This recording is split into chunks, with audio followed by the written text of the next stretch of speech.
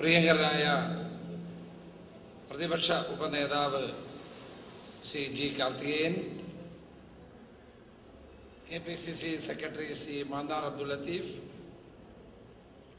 ഈ വേദിയിലും സദസ്സിലുമുള്ള അധ്യാപക നേതാക്കന്മാരെ, പ്രിയപ്പെട്ട സഹോദരി സഹോദരന്മാരെ, സുഹൃത്തുക്കളെ,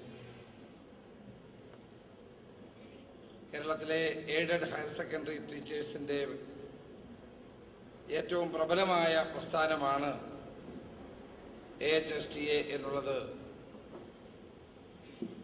ഈ 19ാമത് സംസ്ഥാന സമ്മേളനത്തോടുകൂടി നിങ്ങൾ തെളിയിക്കുകയാണ്.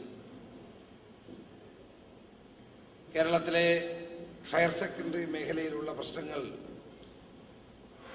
പരിഹരിക്കാൻ വേണ്ടിയിട്ടുള്ള നിരവധി പോരാട്ടങ്ങൾ സംഘടനാ രംഗത്ത് നിങ്ങൾ നൽകിയിട്ടുണ്ട് എന്നുള്ളത് ഞാനിവിടെ അനുസ്മരിക്കുകയാണ്.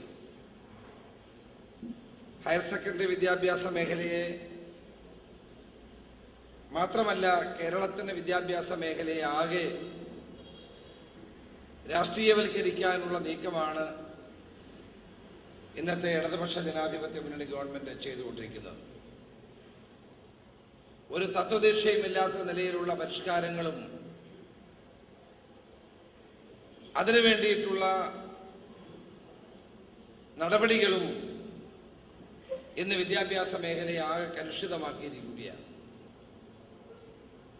ചോദ്യപേപ്പറുകൾ തയ്യാറാക്കുന്ന കാര്യത്തിലാണെങ്കിലും, പാഠ്യപദ്ധതി തയ്യാറാക്കുന്ന കാര്യത്തിലാണെങ്കിലും, KER പരിഷ്കരണമാണെങ്കിലും, അങ്ങനെ വിദ്യാഭ്യാസ മേഖലയുമായി ബന്ധപ്പെട്ട എല്ലാ തലങ്ങളിലും വിവാദങ്ങൾ മാത്രം സൃഷ്ടിച്ചുകൊണ്ട് മുന്നോട്ടു പോകുന്ന ഒരു വിദ്യാഭ്യാസ മന്ത്രിയെയും ഒരു വകുപ്പിനെയുമാണ് നമുക്കിന്ന് കാണാൻ സാധിക്കുന്നത്.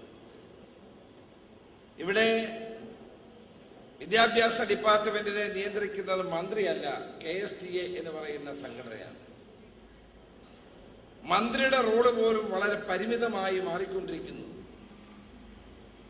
എന്തെല്ലാം പഠിപ്പിക്കണം, എന്തെല്ലാം കുട്ടികളോട് ചോദിക്കണം എന്നെല്ലാം തീരുമാനിക്കുന്നത് KSTA ആയി മാറുന്നു എന്നുള്ള പരാതിയാണ് വ്യാപകമായി ഇന്ന് ഉയർന്നു വന്നുകൊണ്ടിരിക്കുന്നത്.